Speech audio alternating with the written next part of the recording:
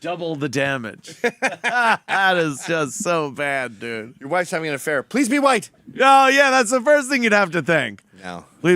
Best case scenario. Dante Nero. Best case scenario, your wife's having an affair.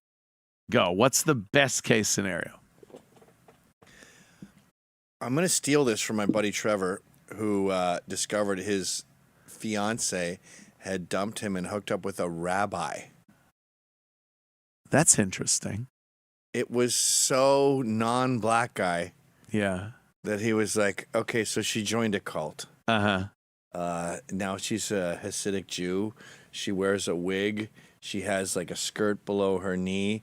But the rabbis have sex and stuff, right? Yeah, that's not like so I didn't lose her to like my buddy. Right. It's a cult. I lost her to like someone from outer space. Those are a cult from outer space. Like Hasidic Jews they're Mars. They're like aliens. You're right. God damn it, there goes another one. No, you're right. They're like Hasidic aliens. Jews. Yes. You know? Yes. They're like fucking aliens. So you couldn't, and I would say the same thing about Amish. Yeah. You know, my girlfriend left me for an Amish. It's like, dude. yeah, she's with some guy, David Koresh. Yeah, and then That's you're like, same you thing. got other baggage. Yeah. Shit Don't that even you have a care. problem with. Don't even care. Not my fault. That is a good case scenario. Worst case scenario. Oh, we know is worst cases. Well, also there's that, but also like a dude in a band that you like say not the Beastie Boys today, but like the Beastie Boys in like 1995. She's with Jock and Mike Ad D, Rock to my or something. dismay. Your girl got fucked by Ricky Powell. Yeah, that's not good. Some dude in the Strokes or something. What about your wife's been cheating, or your girlfriend's been cheating, but it's with a woman? Great. Let's set this. That I think that's a best case scenario Great. too.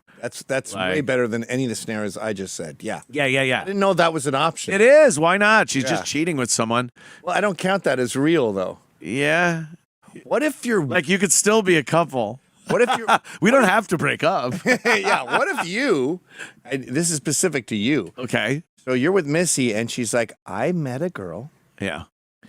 Big fat black woman. No, I'm just kidding. Oh, jeez. I met this girl, this like trashy, skinny white chick who's my age, and we're falling in love, but I don't want to break up with you. Oh, it's a shame. Now, you've been through the threesome problem before. Yeah. So what would you say? No, I don't think I could deal. You'd say no. Yeah. Because she's not really saying What, threesome. would you break right? up with Missy? I think so. Well, I don't know because she's not Never saying. quit. Get fired. I love it. But this sounds like you're being a little vague. I don't know if this is a relationship she's in that I now have to be. She met a girl at the laundromat. Party to. They got along. They started licking each other's. Yeah. And she wants to bring her into the home in South Carolina. So this sounds more like an opportunity for a threesome than it does she's in a loving relationship that I now need to be part of. Well, she wants her to move in. Yeah, I don't know if I could have that. Yeah. I don't know. That would probably end very poorly. It has. Especially if it's a white trash skinny girl, like you said. I don't know. Yeah. When I met my wife, she was like, I should warn you. I might be a lesbian, and there probably will be some threesomes on the horizon. Oh, boy. So just a forecast there. It's going to be rainy as far as pussy juice goes. Yeah. So get ready. And 22 years later, I'm like, when was this going to happen? I'm not exactly drowning in threesomes. We're currently at 0. I mean, if it was less than 20, I might be annoyed, but we're less than 20. We're at none. You fucking bitch. Yeah, that was a tease. It worked. Tease you. I was like, get a ring on this bitch. We're about to fuck. I'm not settling down. I'm going to have threesomes out the wazoo. My wife had told me at one point, she goes, I think I'm like 60% lesbian, which is over the 50% mark. Yep. It's she has a majority stake in lesbianism. So I was, that was after the first one, the first threesome. She goes, I think I'm like 60%. I think that she knew you were starting to make money, right? Was that? Oh, I was radio? still, I Oh, was really? still just tin knocker. Knocking? 27,500 a year. Wow. That's a shitty salary. Oh yeah, that ain't no threesome salary. That was the worst. Apollo air conditioning, you fucking assholes. I hope those units are falling on people's heads as they sit in offices right now, right through the hung ceiling. A big blower unit just falls on a secretary. That's interesting. I always assumed that she brought up the threesome shit because she knew that you were becoming rich and famous, and she wanted to hold on to the relationship. No, this was way before that. She just wanted. She liked girls. She liked girls. The fucked up, so did I. It's kind of fucked up. But, yeah, no, she didn't. I wasn't making money. She was tending bars. But the threesome that shattered your marriage happened post-famous. Yeah. Right at the brink of fame, fortune. I was making good money, but How old? People don't understand how old you were when you finally hit radio. 73. 73 I was 73 years young. He's I like to 96 say. now. Yeah. No, I was 35. Yeah. That's old. Mid-30s. Yeah, before that, it was all just construction work and bands. But, yeah, I'll try this. Whatever. See what happens. Was the second part more fun? Construction and bands can be pretty fun. Oh, it was fun. It was fucking fun. There's a lot Crazy of coke fun. and shit with construction and bands. You know what was weird? I had no responsibility in the early days. Once I got into radio, I had certain responsibilities. I had to, Right, you can't be late. I couldn't be late. Didn't you have a jet ski with the construction and bands thing? So And yeah, I would you're just- on weekends you're going meow, meow, meow, up and down the Long Weekends, Island Sound. weekdays, when I was supposed to be at work. I would do shit like that. Yeah, I didn't give a fuck. And then, when I got into the radio thing, it was like, oh, I have to do. But it was so fun, I didn't give a shit. You got to be there at 6 a.m. So Well, no, I was doing afternoon drive then. So I had Oh, to okay. be there. It was 3 to 7. Oh, okay. And it was relatively close to where I was living in Massachusetts. Oh, there. I was in Ashland, and it was somewhere kind of close. So it didn't really matter. It wasn't like I had a big commute into the city or anything.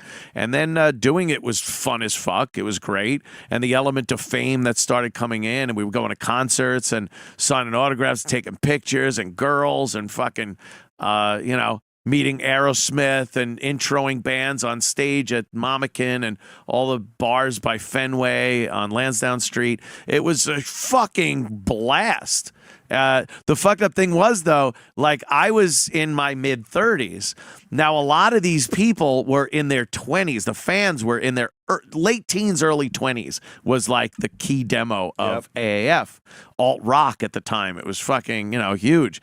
And the program director and general manager like, just both, and it was both of us because Opie was only 2 years younger than me. They're like, just keep your age. Don't talk about your age. And Anthony, don't mention you're married or anything. And I'm like, I could do that, believe me. Fucking take this ring and fucking Which you did. cap in the gap with my wedding ring. Fuck that. Which I did, yeah. But that just started like, there was no way my marriage would last through that. I think she actually figured if we did a threesome, maybe I'd stay a little longer. That's what I always figured. Yeah, it was Although the first one was, like I said, it was before I had any money or fame or anything. But the second one, that was when it was like I had so many fucking opportunities. It was crazy. In Boston, it was really nuts. We'd had a steady gig at Club Cadillac every Wednesday night. We'd go there. And I made friends with all the Kahlua girls. They were the girls that would go around and Kahlua drinks to everyone and wear the little fucking dresses with Kahlua on it and shit. Promotion girls. And they were fucking, all of them were beautiful. And we'd hang out and drink and shit. And they're like, oh, you want to hang out? We're gonna go skinny dipping in the lake, and they say shit like that, and I'm like, I gotta wait. I gotta go home. I'm kill you. Well, being famous is great if you're single or you're cheating. Yeah, and girls are involved. Being famous when dudes are involved is not good. You are a dude involved famous guy. Yeah. Well, so are you. Yeah. No, I know now. Yeah. I used to be somebody.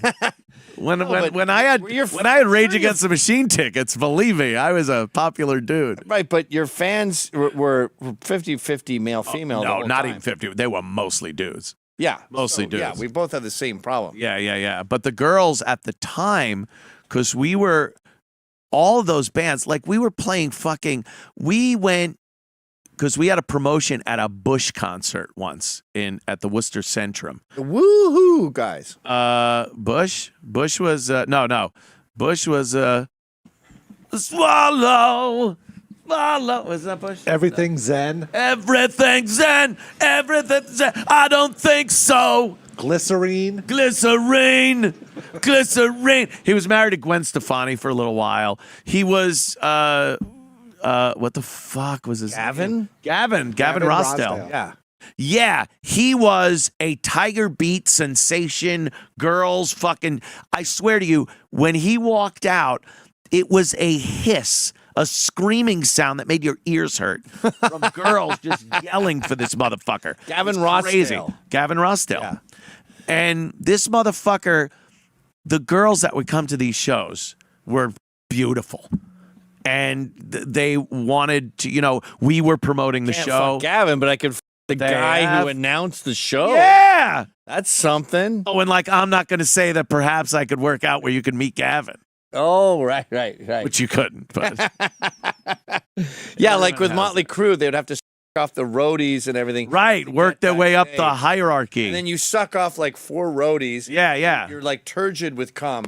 You're going to undo your top button. And you finally get to Motley Crue and they're like, you get Mick Mars. Oh, what happened? Fuck.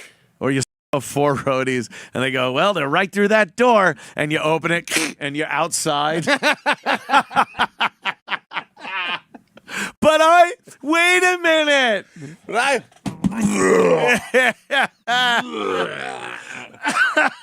There's other girls out there wiping their mouths. What You happened? didn't get to meet him either? Let's go for a fucking drink, those cocksuckers. At least we didn't get Mick Mars, Mick Mars. the Make-A-Wish Foundation of heavy metal. How many diseases does that guy have? Fuck.